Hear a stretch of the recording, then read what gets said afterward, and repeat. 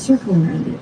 I always compare it to Chicago's version of a hidden Mickey, if you've ever been into that sort of thing, because you never know where else in the city you're going to see it. I like to point it out, you can see the municipal device built into the metal hand railings that are right up against the water on the left-hand side. Again, a capital Y with a circle.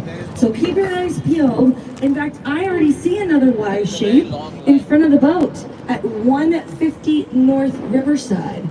Right to the right-hand side of the river, if you look down at the very bottom, you'll see it's got a Y-shaped cantilevered base. Now the base of this building is only 39 feet across, and it only takes up 20% of the plot of land that it's built on. Looks pretty precarious, right? It's a tall building. We're in Chicago, the Windy City. So it may not shock you to hear that most of the skyscrapers here do actually sway in the wind on a really windy day. This sway is called drift, and there are three big ways that engineers try to counteract drift with their designs. We're going to learn about all three, but I want to focus on just the one that's happening here. If you were to go all the way up to the very tip-toppiest floor of 150 North Riverside, you would find gigantic tanks of water, about 160,000 gallons of water inside these tanks. And they're calibrated in a way that when the building sways in the wind, the water in the tanks sloshes in the opposite direction and kind of swallows or dampens the inertia caused by the swaying building. Which is why those tanks of water are called inertia dampers. So, if you don't ruin it, also. Selfie can put a section of the boat up in those angled walls. So if you're looking up there, you're getting blocked. Don't freak out. That's the Boeing building. No guarantees though. Some of us do actually have an angled one. Now we'll learn about the other two ways that engineers counteract drift later on when we have examples.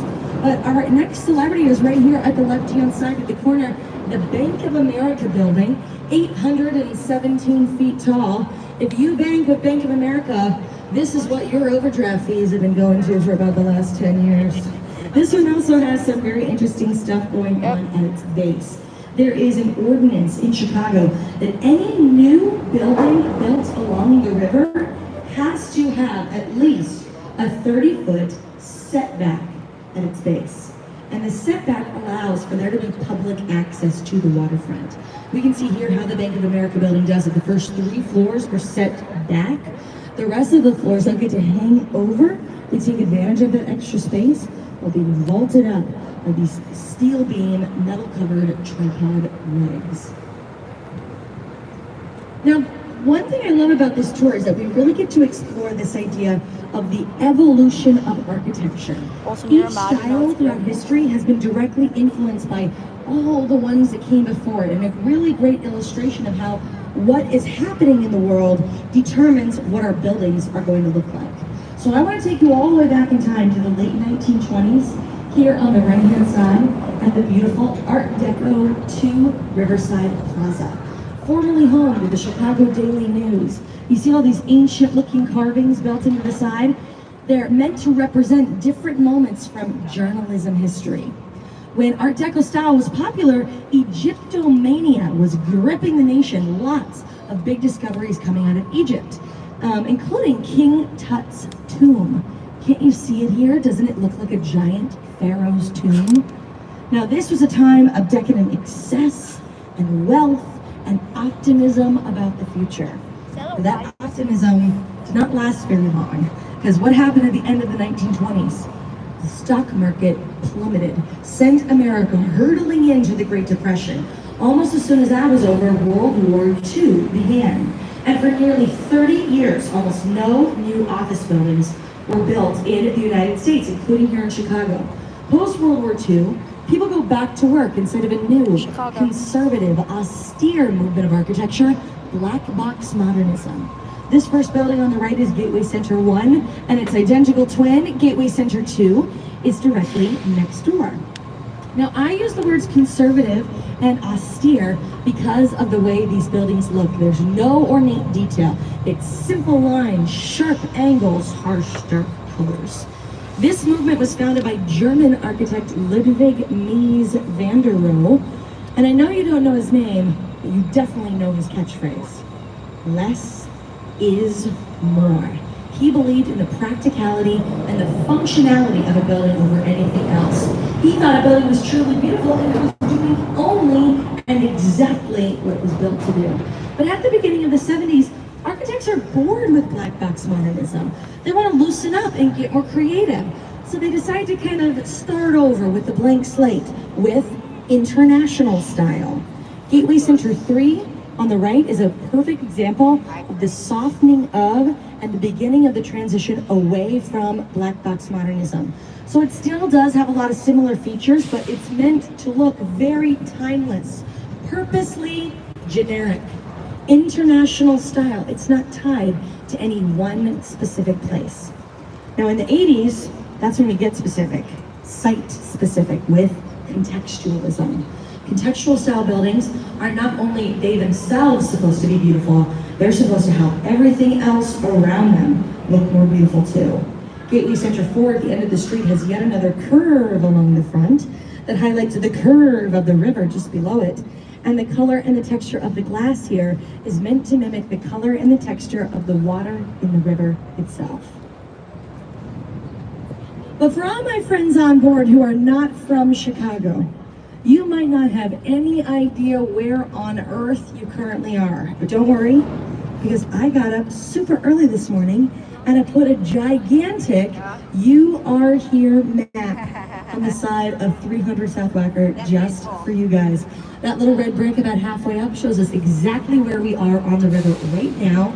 We're going to follow the river down a little bit further before turning around and heading back up. And once we get closer, look above the red brick. You can see the Y shape of both point. All three branches of the river meeting in the middle.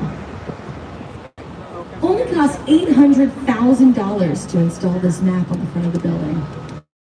And it's a good thing that it's paying for itself because we literally never talked about this building before it had the map on the front.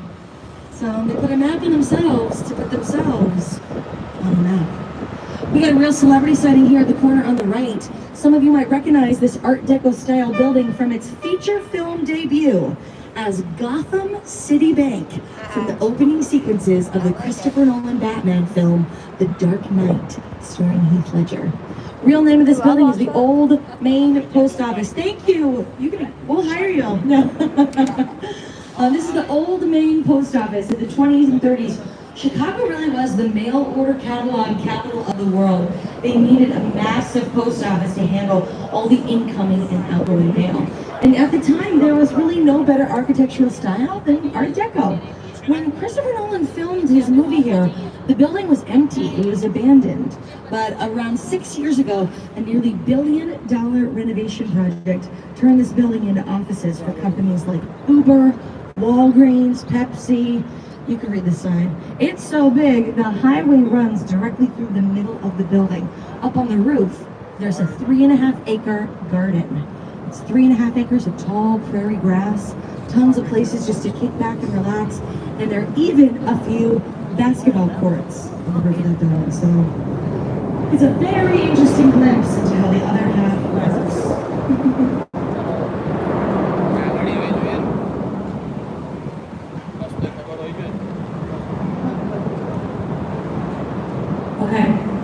We are headed even further. Yep, I know Creative Labs. And I'm gonna switch gears a little bit. We've met some buildings.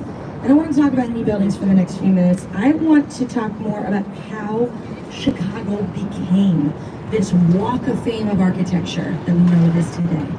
And there are really three big moments in history that led to that reputation. And the first one is the Great Chicago Fire. At 9 p.m. at night, on October 8th, 1871, a fire broke out in the barn of Mrs. Catherine O'Leary, an Irish Catholic immigrant who only lived about 4 blocks in that direction up the right-hand side of the building.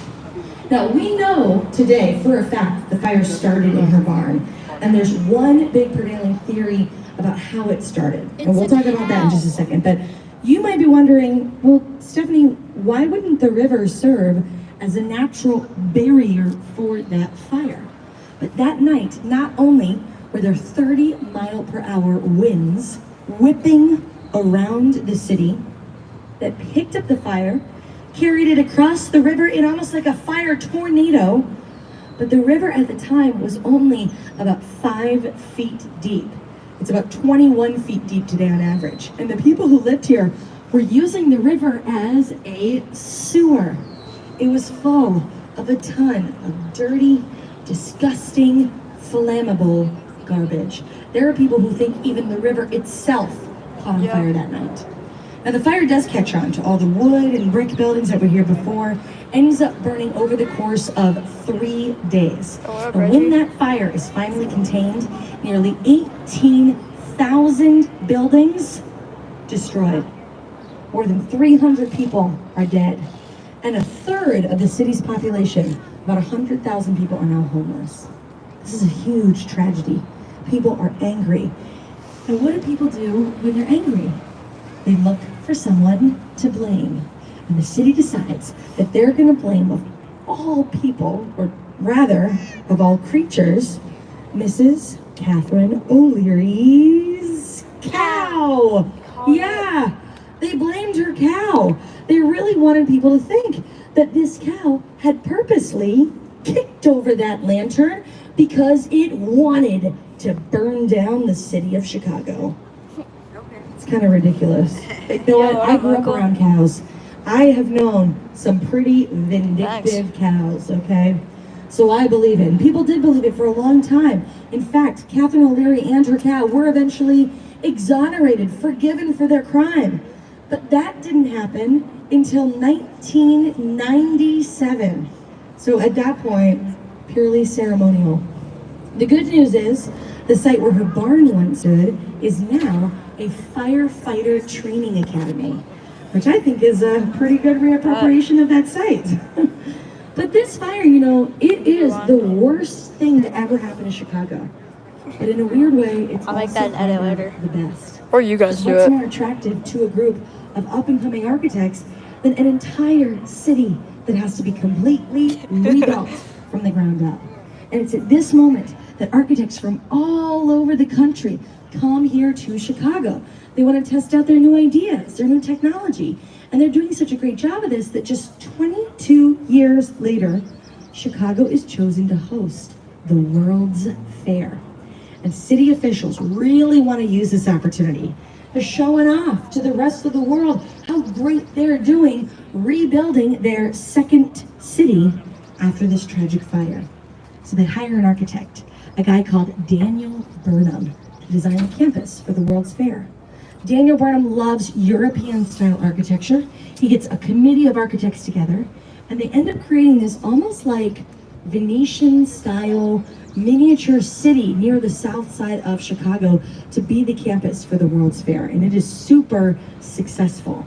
27 million people from all over the world end up going through the turnstiles of the fair that year.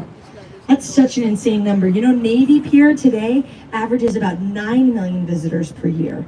So the World's Fair is doing 3 times that amount. And I think I know exactly what each and every one of those 27 million people were doing once they got here. Because it's the same exact thing that I do whenever I go to the fair. Eat a ton of really good food. And there was a lot of food that was invented for that fair that we still have around today. Like Cracker Jack, cream of wheat, breakfast cereal. I'm a big maple brown sugar fan.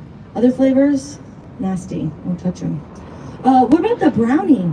You know, the brownie was invented here in Chicago at the Palmer House Hotel. Bertha Palmer wanted to send her guests to the fair with a packed lunch. And we all know you gotta have a piece of cake in your packed lunch. But she didn't want them to have to then be responsible for carrying a fork around with them for the whole rest of the day. So the cake needed to be much denser, something you could hold in your hand and eat while walking around the fair. You can actually still go to the Palmer House Hotel, it's still open, and you can order an original recipe brownie. They're pretty darn good. But everything with the fair went so well that a handful of years later, city officials rehire Daniel Burnham so that he can revamp the entire city, make it look better and work better. Daniel Burnham accepts this challenge, and he ends up creating what's now referred to as the Burnham Plan of 1909, one of the first comprehensive city plans in our nation's history. Now, Daniel Burnham was a student of an architectural philosophical movement called the City Beautiful movement. He believed that it makes us better people to be surrounded by beautiful buildings. So he uses this philosophy to inform his decisions. But while he's working on the city, the sanitary department is looking around and they go, well, the river is still small and it is still full of garbage. All of that garbage and dirty water is flowing out into Lake Michigan. People are drinking that water. Surprise, surprise, surprise, they're getting sick. So in an attempt to clean up the river, the sanitary department designs and builds a sanitary and ship canal. This canal was dug a few miles outside of the city. It connects to the south branch of the Chicago River, and it was dug so deep that it actually used gravity to pull on the water and reverse the flow of the Chicago River. And it worked. All the clean water from Lake Michigan now starts heading down the south branch, and it takes that garbage away from here all the way to St. Louis instead, which they are still thrilled about to this day. St. Louis has sued the city of Chicago many times over the last 100 years for sending our garbage in their direction. But guess what? It worked, so we wouldn't have done it any other way. The river still does flow backwards. In fact, it is the only river in the world that flows away from its mouth. Coming up on our right-hand side is River City. If this building looks familiar to you, it's most likely because it was also designed by Bertrand Goldberg. That's the same guy who did the twin corn-cob-shaped towers at Marina City that we saw earlier on in the tour. Has some similar features here, including a marina down at the very bottom. This marina, though, has what are called water bubblers that are built in. They keep the water moving and grooving all throughout the winter so that you can leave your boat here and it won't freeze into place. Also, this one, instead of being circular, has more of like a serpentine shape, and you'll see that as we get a little further around the bend here. Just beyond it is the Reed, R-E-E-D, a brand new luxury residential building. I like pointing these two out because they are a really good example of some of the new development that's going to be happening here on the South Branch. More residential buildings like these two. The city has a plan to extend the Riverwalk all the way down the South Branch so you could walk along the water to Chinatown, which I think will rock. And there was a rumor going around for a while that the White Sox baseball team are debating building a brand new stadium further down the South Branch. The big feature of that stadium would be the giant Jumbotron screen on the outside so that you could watch the White Sox lose from your boat on the river. Okay, this may shock some of you, but here in Chicago, we do not live under a democracy. We live under a monarchy. We have a king, a queen, and a princess. And all three of them are here with us right now. I want to introduce you, but I need to make sure that you're ready to meet them. So can I see everyone's best kind of princess parade wave? I know you know how to do it. Thank you for being here today. Oh, perfect. Okay, we're ready. Here we go. We're going to meet them nice and tall, right in front of the boat. That black box building with the two giant white antennas, that is the king of the Chicago skyline, Willis Tower. Now, some of you out here, you know this building as Sears Tower. We're going to talk about why that is in just a second. Directly in front is the Queen, 311 South Wacker, with her crown of barrels at the top. And off in the distance on the right-hand side is the always gorgeous Art Deco style Diva Princess, the Chicago Board of Trade. Black triangular roof, 30-foot tall statue of a person up on top. Let's talk about her first. Art Deco, not just the building itself, but even the statue on top is Art Deco. Art Deco is looking towards a machine-made future. It's very streamlined and futuristic looking. Famously faceless, that statue, because there's not a lot of detail details on the face. Actually looks a lot like an Oscar statue. But it's not a man up there. It's a woman. And it's not just any woman, it's Ceres, the Roman goddess of grain and agriculture. Ceres is on that building because they originally traded agriculture futures there. Ceres, her name, is where we get the words for cereal and cerveza, which my friend Zach is still serving at the bar on the lower half of the boat if you haven't said hi to him yet. Next up, the Queen, Her Majesty, 311 South Lacquer. Her crown of barrels up at the top is illuminated at night with a combination of 2,000 fluorescent and LED lights. The lights up there can be so bright, they have to be dimmed during bird migration season, because otherwise birds have and will mistake that building for the moon. It gets them all discombobulated, throws them off their flight path. Chicago is actually the deadliest city in America for birds. We have a lot of beautiful reflective glass here that is very confusing for the birds. So we're trying to implement some new building ordinances to help slough off that title in the future. But next up is the king of the Chicago skyline, the apex of black box modernism, tall, dark, and handsome, like I like all my leading men to be. It's none other than Willis Tower, also known as Sears Tower. Black box building, 2 giant white antennas, 1,451 feet tall, makes that the tallest building in Chicago. Absolutely gonna sway in the wind. However, it does not have inertial slash dampers, those gigantic tanks of water.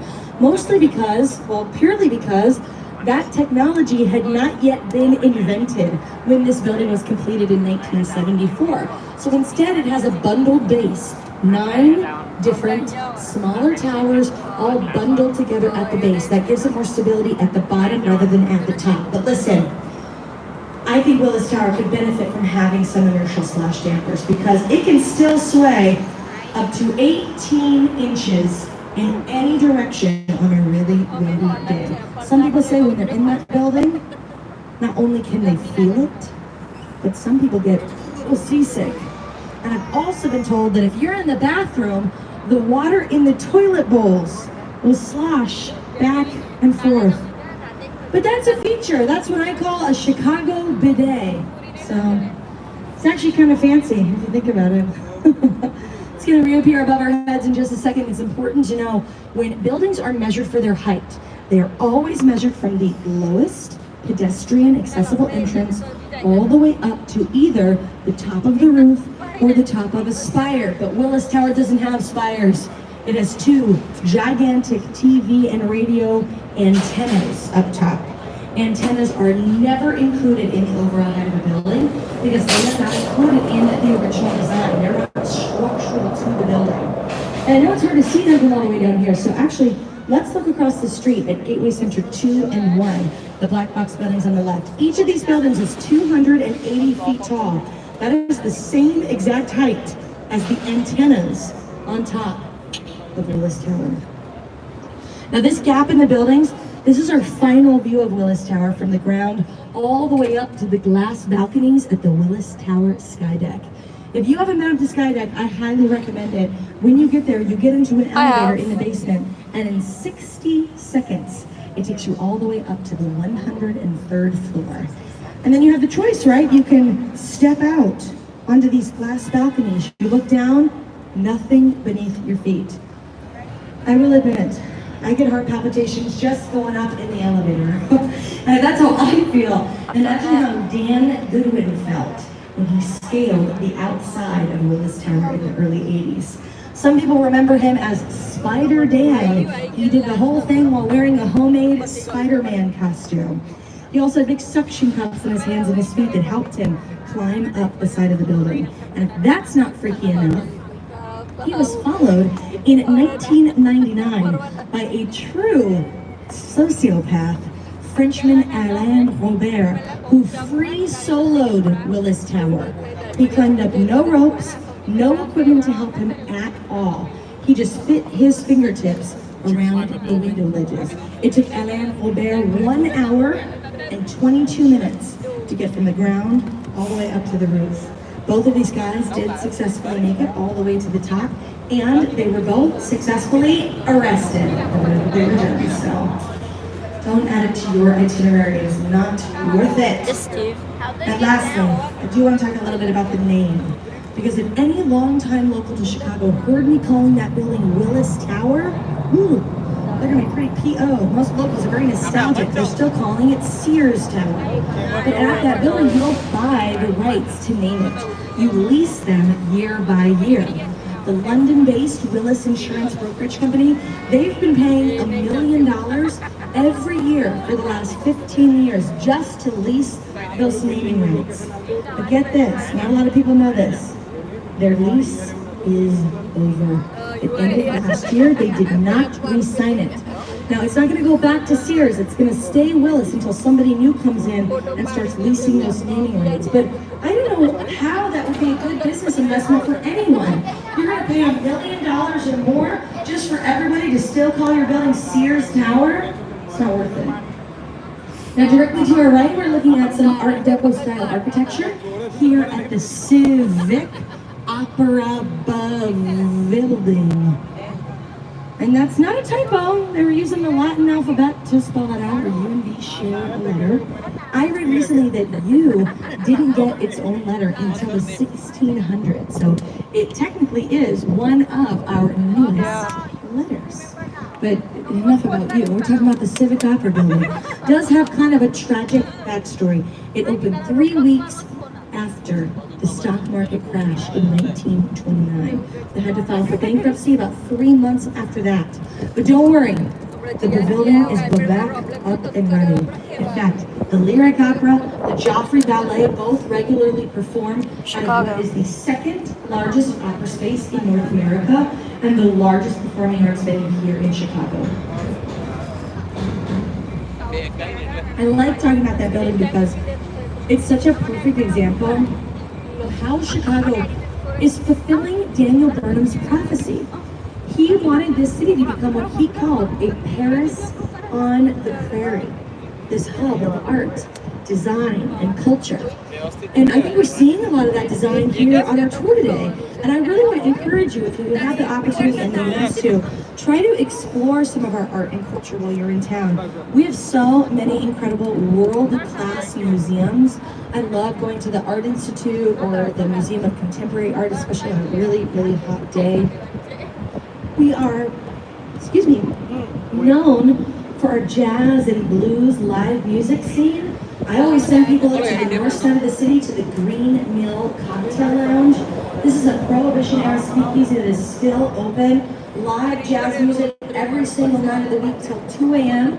And also they have all the original furniture, including this special booth that Al Capone would sit in the very middle of the room. Also, we have over 300 different theater and performing arts companies here in Chicago. A lot of big Broadway-style musicals will have their tryouts here in Chicago, testing the audiences before they head to New York City. And if you know anything about anything, you know that some of the funniest comedians working today got their start here in Chicago at places like the Second City, The Annoyance, IO, Improv Theater. So if you want some advice on how to clue into those things, let me know at the very end of the tour.